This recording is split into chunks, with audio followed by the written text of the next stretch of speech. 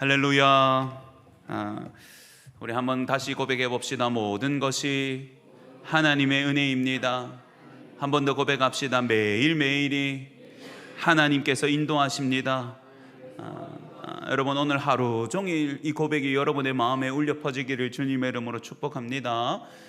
그래서 이 감사를 나누고 은혜를 나누고 서로 함께 기뻐할 수 있도록 하는 것이 감사하는 성도들의 모습이다. 우리가 오전에 그렇게 말씀의 은혜를 나누었고, 또 때마침 또 맛있는 양식을 대접해 주셔서 너무 잘 먹었습니다. 근데 너무 많이 먹었어요. 생선을 통으로 먹은 것처럼 회덮밥을 너무 많이 먹었는데요, 너무 감사히 맛있게 먹으셨어요. 대접하신 분께도 너무 감사하고 수고하신 분께도 진심으로 감사의 말씀을 전합니다. 너무 잘 먹으면 행복해서 조금 저울음이 올 수 있거든요. 그래서 여러분, 이렇게 어깨를 좀 이렇게 펴보십시오. 또 말씀을 들을 때 좀 집중할 수 있도록. 저는 카메라로 보니까 저는 엄청 크게 휘젓는다고 생각하는데 팔이 짧아서 별로 그렇게 티가 나지 않는군요. 이렇게 좌우로 몸도 좀 틀어보시고요, 고개도 돌려보시고요. 몸을 깨우고 마음을 깨워서 하나님의 말씀 앞에 섰으면 좋겠습니다. 여러분, 함께 기뻐하는 건 너무 중요하고요, 이 감사의 감격과 은혜 안에 우리가 다시 기억을 회복하고 하나님 앞에 서는 건 너무너무 귀합니다.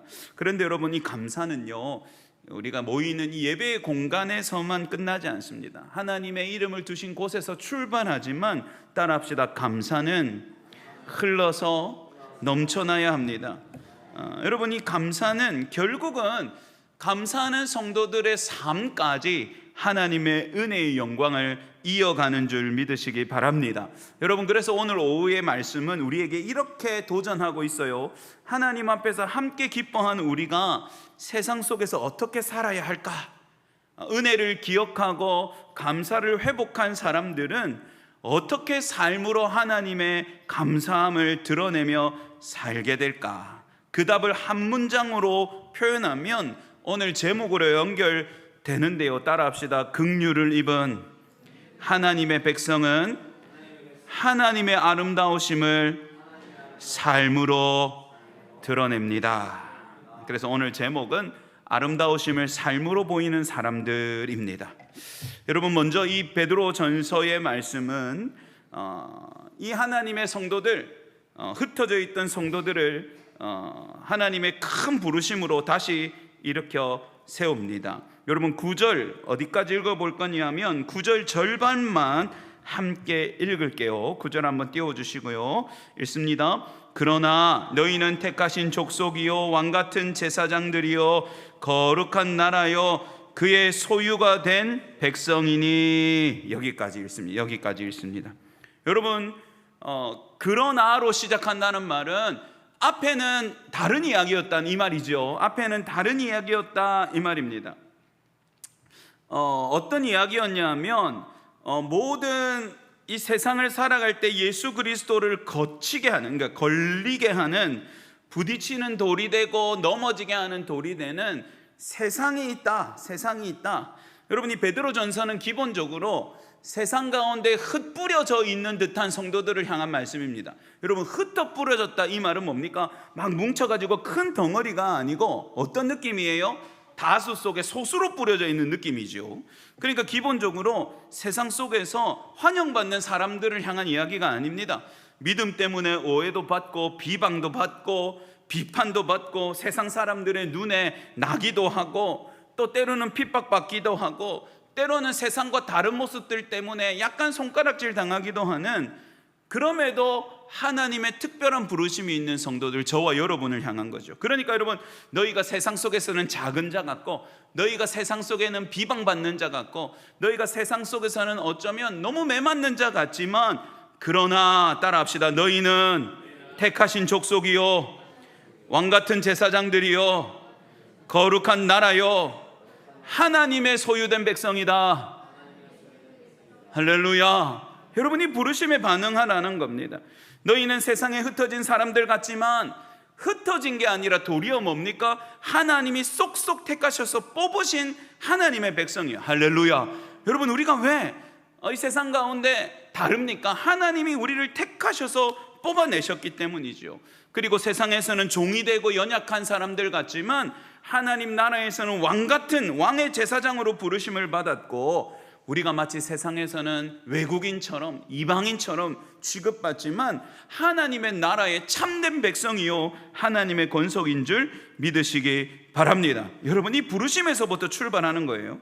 이 부르심에서부터. 그러니 여러분, 우리가 하나님 앞에 주의를 보내고 은혜의 말씀을 들을 때 우리 안에 이 부르심이 다시 열망처럼 솟아야 되는 겁니다. 세상 속에서 때로는 우리가 가치 없어 보이는 순간에도 성령께서 우리 안에 이렇게 불러일으키시기를 바랍니다. 너는 하나님이 특별히 택하신 자다. 너는 하나님 나라의 하나님의 거룩한 백성이요 소유된 자들이요, 너희는 그리스도와 함께 이 땅 가운데 하나님의 은혜의 덕을 선포하는 자다. 할렐루야. 그런 은혜를 누리시는 저와 여러분 되기를 바랍니다. 여러분, 이렇게 특별히 우리를 뽑아 부르셨는데요, 막 무리 중에서, 죄악된 세상 중에서 특별하게 우리의 이름을 기억하시고 아주 은혜롭게 우리를 불러 교회가 되게 하셨는데요, 그 목적이 무엇인가 라고 할 때 여러분 9장 뒷부분 한번 읽어볼게요. 이렇게 소유된 백성이니, 처음부터 아예 다시 읽어볼까요? 시작. 그러나 너희는 택하신 족속이요 왕같은 제사장들이요 거룩한 나라요 그의 소유가 된 백성이니, 이는 너희를 어두운 데서 불러내어 그의 기이한 빛에 들어가게 하신 이의 아름다운 덕을 선포하게 하려 하심이라. 아멘. 우리를 그렇게 특별하게 부르신 이유가 있는 거죠. 근데 여러분, 이 하나님의 부르심을 이 베드로는 아주 묘사를 참 찰떡같이 하는데요, 어두운 데서 불러내셔서 그분의 기이한 빛에 들어가게 하신다, 이렇게 표현합니다. 여러분, 너희를 구원하셨다 정도가 아니라 너무너무 멋진 표현이에요. 여러분, 이렇게 상상해 보세요. 어두운 동굴을 우리가 걷고 있어요. 근데 이 동굴은 좌우도 분간 못하겠고 한참 몇 날 며칠을 걸어도 빛 한 줄기 안 들어오고 끝나지도 않아요. 그래서 여러분, 이 동굴을 헤매다가 뭐가 있는지 무서워 죽겠는데 만져봐도 전부 뾰족한 돌이고 주변을 봐도 길이 없는 것 같고, 이러다가 죽게 생겼구나 하는데, 여러분, 저쪽에서 영화 같은 데 많이, 저쪽에서 생전 보지도 못한 아주 오묘하고 알록달록하고 희한한 빛이 쫙 비치기 시작해요. 어머야, 저게 뭐야 하고는 여러분, 방금까지는 아무런 방향도 길도 없었다가 그 신비한 빛을 따라서 이렇게 가다 보니 어느새 그 빛이 나를 쫙 비치고요, 그 빛의 인도하심을 받아서 한 걸음 한 걸음 갔더니 방금까지 내가 머물렀던 어둠의 동굴이 아니라 빛의 나라로 들어온 거예요. 할렐루야. 여러분, 그 표현을 담고 너무 놀랍죠. 이 기이한 빛은요, 여러분, 감탄할 수밖에 없는, 놀랄 수밖에 없는 이라는 표현입니다. 이 놀랍고 기이하신 은혜로 하나님의 자녀된 저와 여러분이 믿으시기 바랍니다. 여러분, 얼마나 놀라운 빛인지, 놀랄 수밖에 없고 감탄할 수밖에 없는 구원의 빛, 생명의 빛으로 우리를 이끌어 주신 것이죠. 왜 놀랄 수밖에 없는 빛이냐 하면, 사망과 멸망 가운데 어둠 가운데 있는 자들은 알 수도 없고 상상할 수도 없고 경험한 적도 없는 빛이라서 그렇고요, 또 하나는 여러분, 우리가 찾아내거나 우리 스스로 발견하는 빛이 아니라 호련히 하늘이신 아버지 하나님께로부터 비추어져서 아무런 소망 없는 흑암밖에 없는 우리에게 비추신 빛이기 때문이요. 할렐루야. 이 빛이 여러분 구원의 빛이죠. 그래서 여러분, 이 일들이 어떻게 일어났느냐, 이 기이한 일을 통해서 우리가 무엇이 되었느냐, 10절에 보면 이렇게 말합니다. 너희가 전에는 백성이 아니더니 이제는 하나님의 백성이요, 전에는 긍휼을 얻지 못하였더니 이제는 긍휼을 얻은 자니라. 아멘. 여러분, 이 기이한 하나님의 구원의 은혜, 감탄할 수밖에 없는 이 놀라우신 생명의 은혜가 하나님의 백성이 아니었던 저와 여러분을 하나님의 백성으로, 할렐루야, 전에는 긍휼이 아니라 하나님의 진노와 심판과 버리심을 받을 수밖에 없는 저와 여러분을 하나님의 불쌍히 여겨주심의 은혜로 바꾸어냈는 줄 믿으시기 바랍니다. 여러분, 이게 우리의 감사의 뿌리기도 합니다.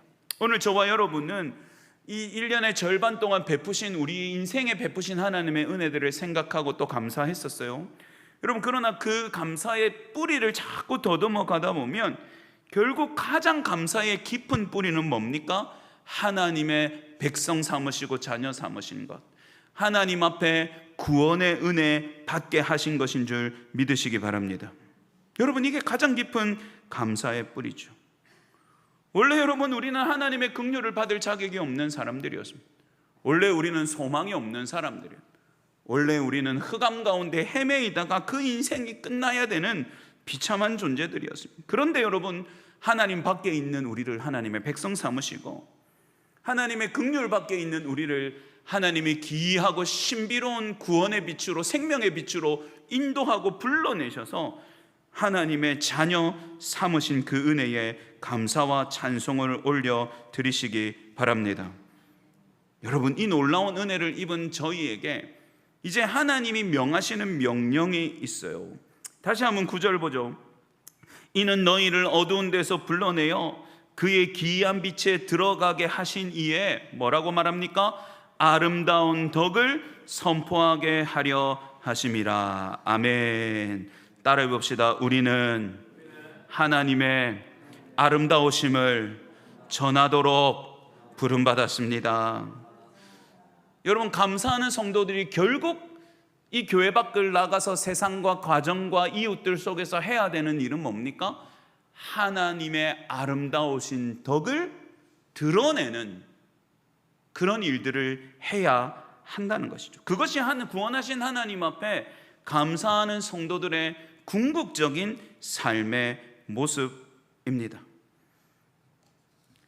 사랑하는 여러분, 제가 오늘 찬송가를 참 아름다워 이걸 했죠. 이 찬양을 이제 준비하면서 옛날에 방송에 나왔던 어떤 유명한 성악가이자 하나님을 사랑하는 장로님이 간증했던 그 장면이 생각났는데요. 이분이 제가 어느 나라인지는 정확히 기억이 안 나는데 외국에 이제 공연차 가셨다가 친구를 따라서 관광을 갔는데 큰 호수였어요. 큰 호수인데 이 상상해 보세요. 외국 나라예요. 큰 호수인데요.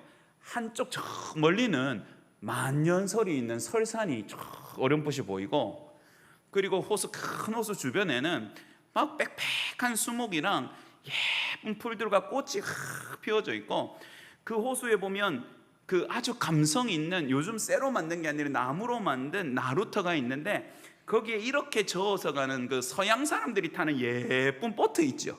그 보트가 있는 거예요. 거기에 친구랑 타고 이렇게 노를 져가지고 호수 한가운데를 가서 이렇게 봤더니 세상에 하늘이 물 같고 물이 하늘 같고, 어떤 장면인지 아시겠어요? 호수에 하늘과 산천이 비추어서 거울처럼 딱 반대가 되는 거예요. 이때 사진 찍으면 끝내주겠죠? 호수를 봐도 푸른 하늘이 보이고 호수를 봐도 만년설 설산이 보이고, 거기에 한가운데 있는 자기가 전율할 정도로 감동을 느꼈대요. 그래서 호수에서 이렇게 하늘을 보고 누워서 성악가니까 또 얼마나 자기 목소리가 좋겠어요. 참 아름다워라 이렇게 했다는 거예요. 비슷하죠? 그러면서 찬양을 하는데 마치 천지가 자기의 찬송에 합창하는 것처럼 자기가 느낄 때 만물이 함께 노래하는, 그래서 자기가 그 호수 한가운데서 너무 감격해서 눈물을 펑펑 쏟으면서 하나님을 마음껏 찬양하고 돌아왔다. 그러면서 우리 하나님이 너무너무 아름다우십니다, 그렇게 간증하는 걸 제가 본 적이 있어요. 그래서 일단은 여러분 한번 해보고는 싶었지만 일단 너무 먼 나라고 또 배를 져야 되는 것이 너무 힘이 들고, 그래서 저는 그 TV를 보면서 저도 그냥 집에서 그냥 그 찬송을 따라 불렀는데도 참 은혜로웠거든요. 여러분, 만물의 아름다움을 보아도 사실은 하나님의 아름다우심이 묻어나 있죠. 우리가 이번에 새로 또 집사님하고 우리 장로님 또 수고하셔가지고 예쁜 꽃들도 심어 놓았는데 그 심어진 꽃만 봐도 얼마나 예뻐요. 알록달록하고 예쁘죠. 여러분, 그 대단한 호수 갈 필요 없이 천마산만 올라가도요, 이 바다와 산등석이와 하늘이 날 좋을 때 얼마나 예쁜지요. 그렇지만 여러분 진짜 하나님의 아름다우심은 만물에 드러나지 않아요. 하나님의 아름다우심의 극치는 자연 속으로 다 담을 수 없어요. 하나님의 진짜 아름다우심은 어디에 달렸는지 아세요? 저와 여러분을 구원한 주님의 십자가인 줄 믿으시기 바랍니다. 피 묻은 십자가, 거칠거칠한 가시로 된 나무가 일어나는 십자가, 척박한 골고다 산 위에 꼽혀 있고 냉대와 멸시와 버림의 십자가. 그렇지만 여러분, 그 십자가에 하나님의 아름다우심이 걸려 있어요. 거기에 하나님이 죄인을 사랑하시는 그 넓은 사랑이 걸려 있고, 그 십자가에 죄인을 위하여 자기를 죽으시는 말할 수 없는 바다와 같은 넓은 사랑이 걸려 있고, 그 십자가 위에 지금도 소망 없고 하나님 앞에 온전하지 못한 저와 여러분을 향한 끊어지지 않는 주님의 간구와 절규와 사랑과 눈물이 맺혀 있으니, 여러분, 주님의 십자가야말로 우리가 사모할 것이며 주님의 십자가야말로 가장 아름다운 것인 줄 믿으시기 바랍니다. 여러분, 그 아름다운 덕이에요. 세상의 만물로도 표현할 수 없는 구원하시는 은혜와 자비와 사랑 말입니다. 세상의 그 무엇으로도 담아낼 수 없는 하나님의 아름다운 덕 말이에요. 그런데 여러분, 그 아름다운 은혜의 그 선하심과 인자와 자비를, 그걸 드러내고 살라고 저와 여러분을 선택하시고 부르시고 구원하셨다. 할렐루야. 여러분, 이게 오늘 말씀이 우리에게 말하고 있는 바입니다. 여러분, 만년선 설산 너무 예쁘지만 정말로 그 수정빛같이 맑은 호수물도 너무 예쁘지만 거기에 이 하나님의 아름다우신 덕은 다 담기지 않아요. 때로는 여러분 참 보잘것없지만 때로는 자랑할 만한 것 없고 흠모할 만한 모습이 없고 예쁜 구석이 없는 저와 여러분이라는 그릇에 이 하나님의 가장 아름다우신 은혜와 선하심과 인자하심을 담아 보이겠다라고 하나님은 결정하신 것입니다. 여러분, 그러면 어떻게 우리같이 연약한 자가 이 하나님의 아름다우신 덕을 선포할 수 있겠습니까? 그 아름다우심을 알아야죠. 그 아름다우심을 깊이 체험해야죠. 그래서 여러분, 베드로는 이렇게 길게 설명하는 거예요. 어두운 데서 너희를 불러내어 기이한 생명과 구원의 빛 가운데 들어가게 하셨다. 너희가 전에는 백성이 아니었으나 이제는 백성이 되었다. 너희가 전에는 긍휼을 받을 수 없는 자였으나 이제는 긍휼하신 사랑을 입었다. 너희는 세상에 비천한한 사람이 아니라 하나님의 택하신 은혜의 족속이요, 너희는 연약하고 낮아지기만 하고 부서지기만 하는 먼지 같은 존재가 아니라 왕 같은 제사장이요 거룩한 나라요 하나님의 것, 하나님의 백성이니라. 할렐루야. 여러분, 우리가 얻은 은혜의 것들을 너무너무 아름답게 표현하는 것은 뭘 알라는 거예요?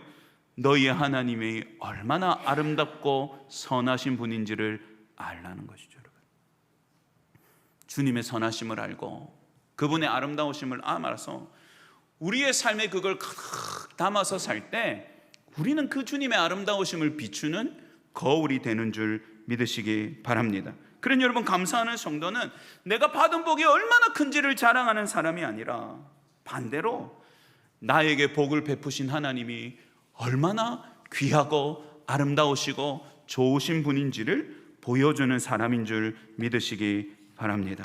그럼 여러분, 우리가 그런 하나님의 아름다우심을 제대로 증거하기 위해서 우리가 어떻게 해야 되겠습니까? 여러분, 오늘 말씀을 한번 읽어보겠습니다. 11절 12절 연속해서 여러분이 한번 읽어주세요. 11절부터 12절입니다. 시작. 사랑하는 자들아, 거류민과 나그네 같은 너희를 권하노니 영혼을 거슬러 싸우는 육체의 정욕을 제어하라. 너희가 이방인 중에서 행실을 선하게 가져 너희를 악행한다고 비방하는 자들로 하여금 너희 선한 일을 보고 오시는 날에 하나님께 영광을 돌리게 하려 함이니라. 아멘. 따라합시다. 주님의 아름다우심은 우리의 착한 삶으로 드러납니다. 여러분, 이거예요. 먼저 우리가 주목해야 될 단어는 베드로가 우리를 뭐라고 부르냐입니다. 11절에 사랑하는 자들아. 이거는 베드로의 깊은 마음이죠. 그렇지만 그 뒤가 뭐라고 말합니까? 거류민과 나그네 같은 너희를 권한다. 여러분, 이건 이중적인 의미가 있는 거예요. 거류민이 뭐냐면 여러분, 이 땅의 주인이 아니에요. 주인이 아니라 그냥 은혜를 입어서 조금 땅을 분할받아서 잠시 살도록 허락받은 사람이에요. 누구처럼요? 옛날에 아브라함처럼요. 그런 사람들을 거류민이라고 하는 거예요. 그러니까 땅을 소유해요? 못해요? 못해요. 영원히 자기 것도 아니야. 계속 살 수도 없어요. 그렇지만 아브라함이 잠시 먹을 것이 없어서 내려왔을 때 은혜를 입어가지고 아브라함 이 땅 줄 테니까 여기서 조금 땅 붙여 먹고 살아라 해가지고 그 땅에 잠시 머무르는 게 거류민이에요. 나그네는요 여러분 더 심해요. 나그네는 큰 순례의 여정이 있어요. 목적지까지 가는 큰 여정이 있어요. 그 가운데 잠시 그 성읍에 들러요. 그리고는 나그네로서 요청해요. 제가 어디까지 가는 나그네인데요, 묵을 곳이 없고 거할 것이 없는데 저를 좀 채워주십시오. 그럼 여러분 고대의 문화에 손님은 대접해야 되기 때문에 그럼 오십시오. 여기서 여러분 당신이 좀 먹고 자고 쉬면서 힘을 좀 얻어서 당신이 가는 길을 제대로 가실 수 있도록 우리 집에 좀 유하십시오. 여러분 이게 나그네예요.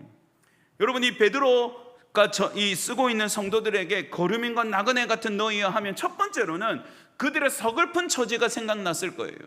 이방 나라 가운데 흩어져 있는 그리스도인들이 대부분이 마치 여러분 부표처럼 떠다니는 것처럼 제대로 정착하지 못한 연약한 사람들이 많았거든요. 그렇지만 여러분 더 깊은 의미는 뭡니까? 따라합시다. 우리는 이 땅에 나그네 같습니다. 여러분 우리는 나그네와 같죠. 왜 그렇습니까?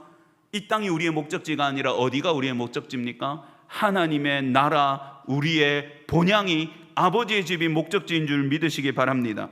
그러나 여러분 너희가 아무리 이 땅에서 어떤 삶을 살아도 너희는 거류민이요 나그네다. 이 말은 뭡니까 여러분? 따라해 봅시다. 세상에 살지만 세상에 속하지 않습니다.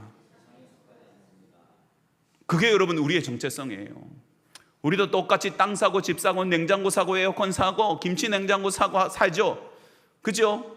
저도 냉장고 있어요. 우리 목사님 신령해서 냉장고 없이 어디서 김치 넣고 먹습니까? 저도 냉장고 샀어요 여러분.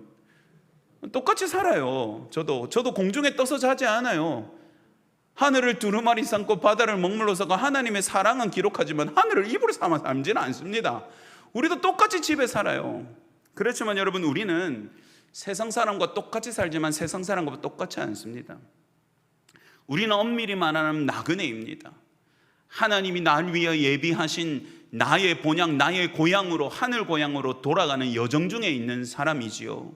그래서 여러분 우리는 세상에 살지만 세상과 똑같이 살지 않습니다. 세상의 방식대로 살지 않습니다. 우리는 이 땅에 살고 대한민국 국민이라는 주민등록증을 가지고 있지만 우리는 압니다. 우리의 궁극적인 소속은 하나님 나라의 시민인 줄 믿으시기 바랍니다.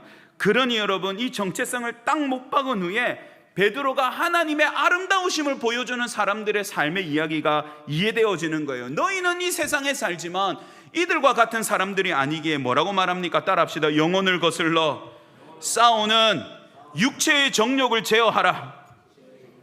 여러분 세상에 사는 사람은 육체의 정욕을 따라 살면 돼요. 왜냐하면 그건 세상의 법칙이기 때문입니다. 욕심내고 살면 됩니다. 자기가 하고 싶은 대로 살면 됩니다. 자기가 말하는 대로 살면 되고 세상 사람들의 다수가 옳다고 말하는 길을 가면 됩니다. 그러나 여러분 저와 여러분은 나그네예요. 거류민이에요. 하나님 나라의 시민이고 백성이에요.